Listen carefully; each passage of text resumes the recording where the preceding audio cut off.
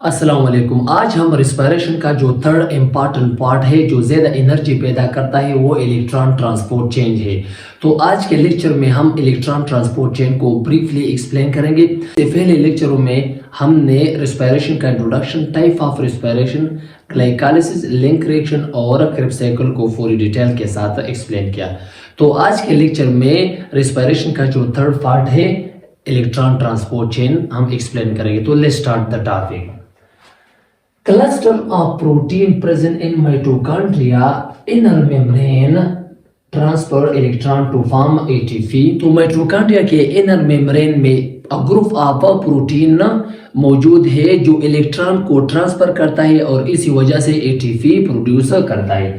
For example ये mitochondria है और माइटोकॉन्ड्रिया के अंदर एक मेम्ब्रेन पाया जाता है, इसको हम इनर मेम्ब्रेन कहते हैं। तो इनर मेम्ब्रेन में ग्रुप ऑफ प्रोटीन पाया जाता है जो इलेक्ट्रॉन ट्रांसपोर्ट चेन में इलेक्ट्रॉन को कैरी करता है और इसी वजह से ATP प्रोड्यूस हो जाता है।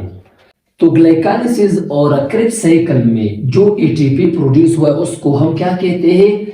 सबस्ट्रेट लेवल फास्फोराइलेशन कहते हैं। उस ATP को हम क्यों सबस्ट्रेट लेवल फास्फोराइलेशन कहते हैं? क्योंकि यहाँ पर ग्लूकोज ब्रेकडाउन हुआ और इससे डायरेक्टली ATP प्रोड्यूस हुआ, इसी वजह से इसको हम सबस्ट्रेट लेवल फास्फोराइलेशन कहते हैं। ग्लाइकोलाइसिस, लिंक रिएक्शन और क्रेब्स साइकिल में ATP के साथ साथ NADH और FADH2 भी प्रोड्यूस हुआ है। तो फिर इस NADH और FADH2 की ब्रेकडाउन होती है और फिर इससे जो ATP प्रोड्यूस हो जाते हैं तो उसको हम ऑक्सीडेटिव फास्फोराइलेशन कहते हैं। क्योंकि यहाँ पर जो ATP प्रोड्यूस होता है वो डायरेक्ट ग्लूकोज से प्रोड्यूस नहीं होता, इसी वजह से इसको हम ऑक्सीडेटिव फास्फोराइलेशन कहते हैं। एक्चुअली फास्फोराइलेशन का मतलब है कि production of ATP in respiration process के रिस्पायरेशन प्रोसेस में जो ATP प्रोड्यूस होता है तो उसको हम फास्फोराइलेशन कहते हैं। Various molecule involve in electron transport chain. तो इलेक्ट्रॉन ट्रांसपोर्ट चेन में बहुत सारे प्रोटीन वो शामिल है, वो अपना फंक्शन अदा करता है। FMN, F को हम flavin, M mono and N को न्यूक्लियोटाइड कहते हैं। तो फ्लेवन मोनो न्यूक्लियोटाइड ये एक प्रोटीन है जो इलेक्ट्रॉन ट्रांसपोर्ट चेन में अहम किरदार अदा करता है। ये हम mechanism of electron transport chain में ये एक्सप्लेन करेंगे। आयरन सल्फर मौजूद है, यूबाक्विनोन मौजूद है, लेकिन यूबाक्विनोन ये प्रोटीन नहीं है, एक कोएंजाइम है। एन साइटोक्रोम मौजूद है और साइटोक्रोम में cytochrome C, cytochrome B, cytochrome A और साइटोक्रोम A3 मौजूद है। These protein are arranged into 4 complex। तो ये प्रोटीन एक ग्रुप फॉर्म में मौजूद है। तो हमारे पास इलेक्ट्रॉन ट्रांसपोर्ट चेन में 4 कॉम्प्लेक्स मौजूद है। कॉम्प्लेक्स 1, कॉम्प्लेक्स 2, कॉम्प्लेक्स 3 और कॉम्प्लेक्स 4 मौजूद है। तो इन कॉम्प्लेक्स में ये प्रोटीन एक क्लस्टर, एक ग्रुप फॉर्म में मौजूद है। हम mechanism of electron transport chain explain करेंगे।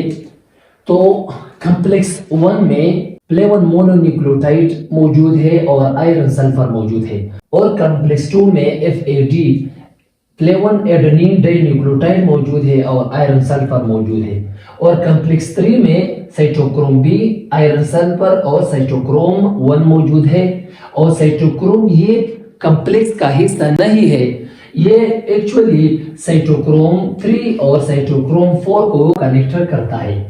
और कॉम्प्लेक्स 4 ये साइटोक्रोम A और साइटोक्रोम A3 पर मुश्तमिल है।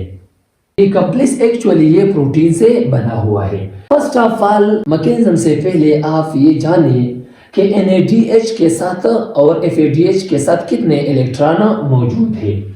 तो NADH से पहले NAD प्लस के फॉर्म में थे।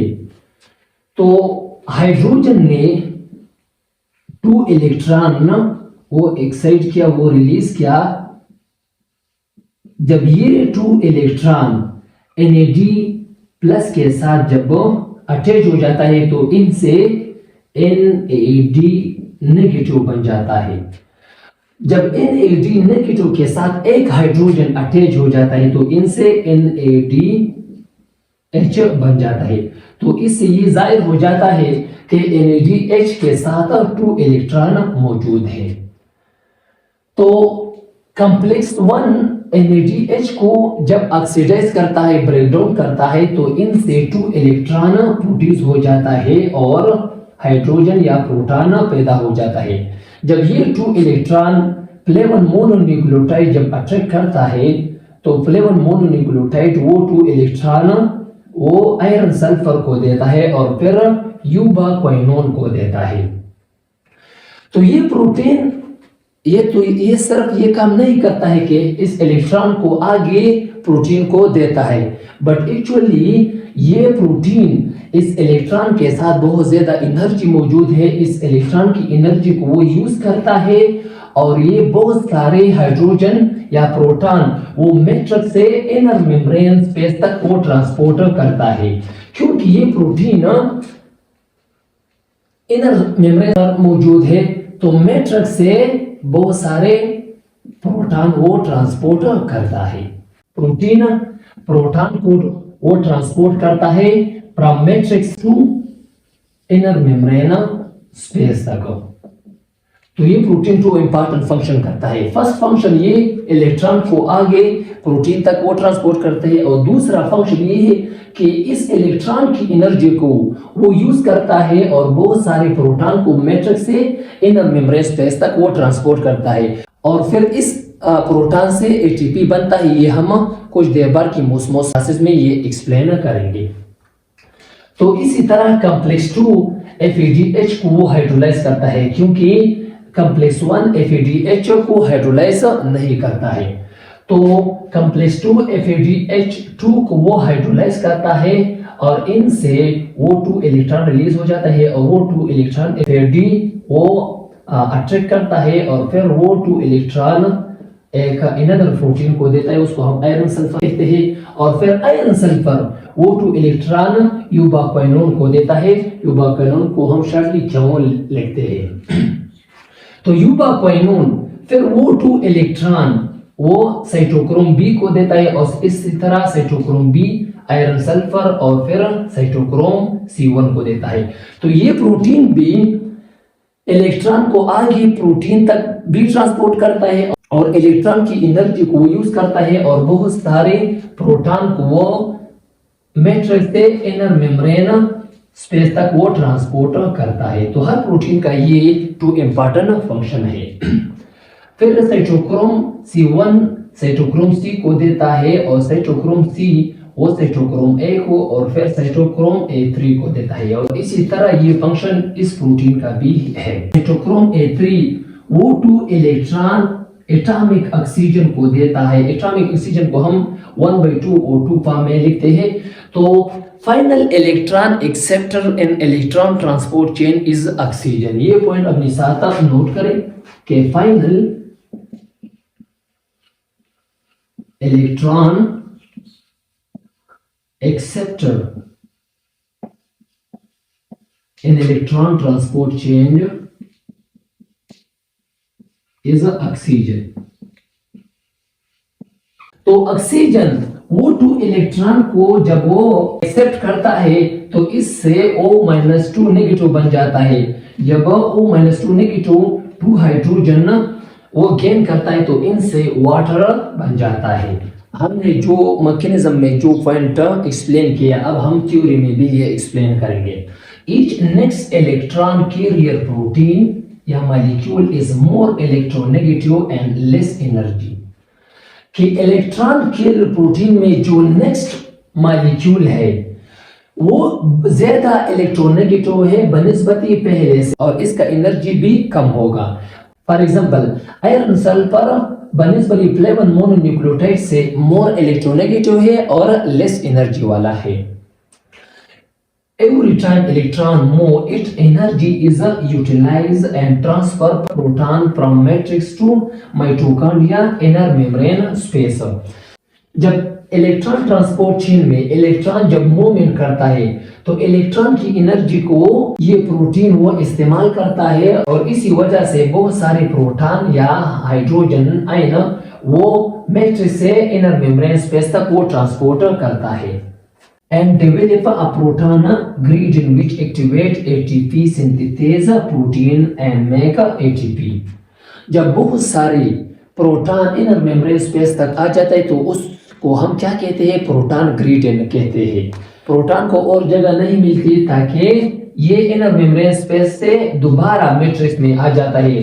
तो ये एक खास प्रोटीन को एक्टिवेट करता है, तो उस प्रोटीन को हम एटीपी सिंथेटेज प्रोटीन कहते हैं। एटीपी सिंथेटेज प्रोटीन की रास्ते पर जब दोबारा इनर मेम्ब्रेन स्पेस से मैट्रिक्स में आ जाता है, फिर इससे एटीपी बन जाता है। किस तरह इस प्रोटॉन से एटीपी बन जाता है, ये हम कीमोस्मोसिस में आपको एक्सप्लेन करेंगे। कीमोस्मोसिस में हम ये एक्सप्लेन करेंगे कि किस तरह प्रोटॉन ग्रेडियंट से एटीपी बन जाता है। कीमो का मतलब है केमिकल और आयन, ऑस्मोसिस का मतलब है डिफ्यूजन अक्रॉस द मेम्ब्रेन। कीमोस्मोसिस में माइटोकॉन्ड्रिया में प्रोटॉन मेम्ब्रेन से वो डिफ्यूज हो रहा है। कीमोस्मोसिस का डेफिनेशन ये है कि the mechanism in which ATP formation take place is called chemiosmosis. कि वो मैकेनिज्म, वो अमल जिसमें एटीपी पैदा हो रहा है, तो उस मैकेनिज्म को हम क्या कहते हैं, कीमोस्मोसिस। और the production of ATP is called phosphorisation. जब एटीपी पैदा हो रहा है तो उस एटीपी के प्रोडक्शन को हम क्या कहते हैं, फास्फोराइजेशन कहते हैं। और वो मैकेनिज्म जिसमें एटीपी पैदा हो रहा है तो उस मैकेनिज्म को फिर हम क्या कहते हैं, कीमोस्मोसिस हम कहते हैं। अब हम मैकेनिज्म ऑफ कीमोस्मोसिस हम एक्सप्लेन करेंगे। ये हमने तो एक्सप्लेन किया है कि माइटोकॉन्ड्रिया के इनर मेम्ब्रेन में ये प्रोटीन, ये कॉम्प्लेक्स मौजूद है।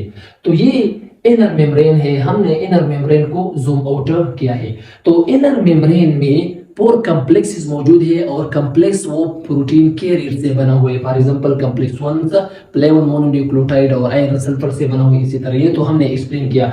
तो कॉम्प्लेक्स 1 NADH वो ऑक्सीडाइज कर लेता है, वो ब्रेक डाउन कर लेता है और इनसे 2 इलेक्ट्रॉन वो कॉम्प्लेक्स 1 वो एक्सेप्ट कर लेता है। और ये कॉम्प्लेक्स 1 उस इलेक्ट्रॉन की एनर्जी को वो यूज कर लेता है और वो बहुत सारे हाइड्रोजन वो मैट्रिक्स से इनर मेम्ब्रेन स्पेस तक वो ट्रांसपोर्ट कर लेता है। इसी तरह कॉम्प्लेक्स 2 भी FADH2 को ऑक्सीडाइज कर लेता है और फिर आगे इलेक्ट्रॉन कैरियर तक उस इलेक्ट्रॉन को ट्रांसपोर्ट भी कर लेता है और हाइड्रोजन वो मैट्रिक्स से इनर मेम्ब्रेन स्पेस तक वो ट्रांसपोर्ट कर लेता है। और इस कॉम्प्लेक्स का एक स्पेसिफिक नेम है। कॉम्प्लेक्स 1 को हम NADH डिहाइड्रोजिनेस कॉम्प्लेक्स 1 कहते हैं और कॉम्प्लेक्स 2 को हम FADH डिहाइड्रोजिनेस कॉम्प्लेक्स 2 कहते हैं और कॉम्प्लेक्स 3 को हम साइटोक्रोम रिडक्टेज कॉम्प्लेक्स 3 कहते हैं। और इसी तरह कॉम्प्लेक्स 4 को हम साइटोक्रोम ऑक्सीडेज कॉम्प्लेक्स 4 कहते हैं। इनर मेम्ब्रेन स्पेस में बहुत सारे प्रोटॉन आ जाता है तो उसको हम क्या कहते हैं, प्रोटॉन ग्रेडियंट कहते हैं। प्रोटॉन को एटीपी सिंथेटेज प्रोटीन के अलावा और जगह नहीं मिलता है। एटीपी सिंथेटेज का स्ट्रक्चर है, एटीपी सिंथेटेज के इस रीजन को हम क्या कहते हैं, F0 चैनल कहते हैं और एटीपी सिंथेटेज के इस रीजन को हम F1 पार्टिकल कहते हैं। जब proton gradient F0 channel side में ज्यादा हो जाता है इस compare to F1 particle side में, इसका मतलब ये है कि इनर मेम्ब्रेन स्पेस में प्रोटॉन ग्रेडियंट ज्यादा हो जाता है इस compare two matrix.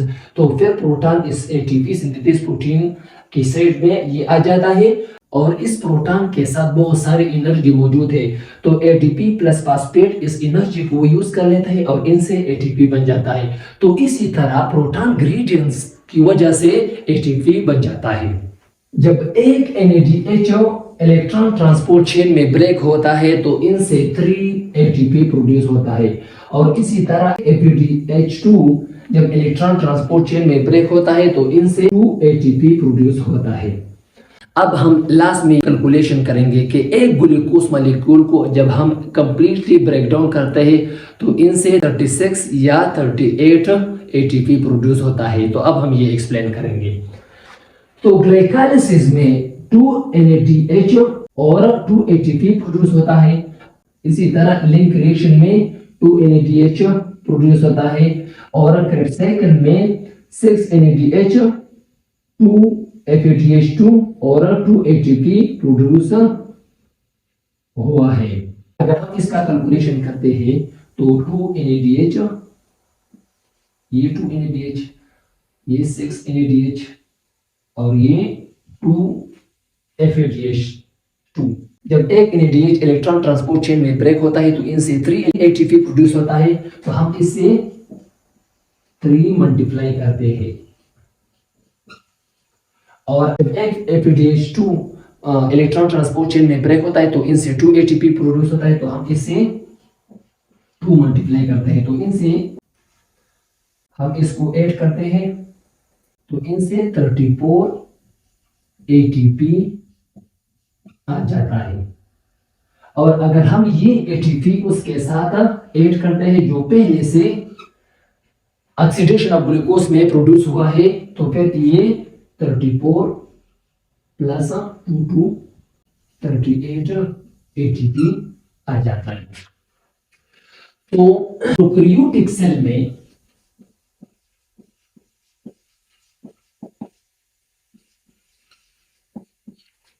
ATP produce होता है जब हम एक ग्लूकोज को कंप्लीटली ब्रेक डाउन करते हैं, तो प्रोकैरियोटिक सेल में 38 ATP प्रोड्यूस होता है और यूकैरियोटिक सेल में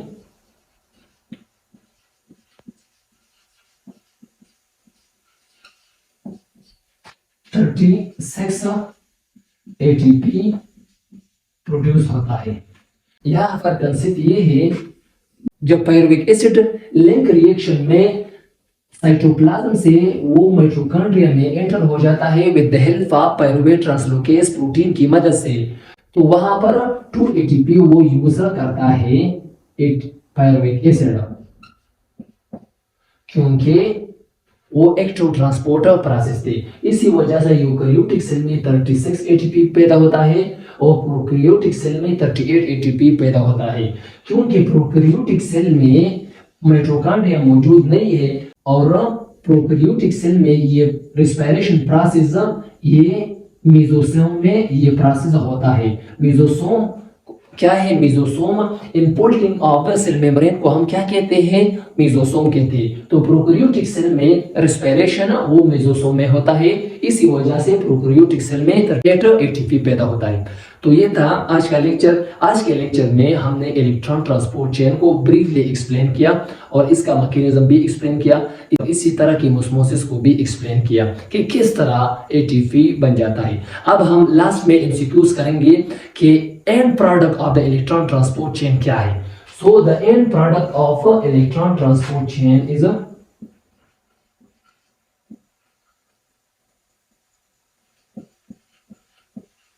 वाटर एंड ATP। तो ये अपने साथ नोट करें कि and product of electron transport chain is water and ATP, के वाटर और ATP वो इलेक्ट्रॉन ट्रांसपोर्ट चेन का एंड प्रोडक्ट है। आप अपने टेक्स्ट के साथ इस लेक्चर को राइट डाउन करें, अपना ख्याल करें और अपनी दुआओं में याद करें। अल्लाह हाफिज।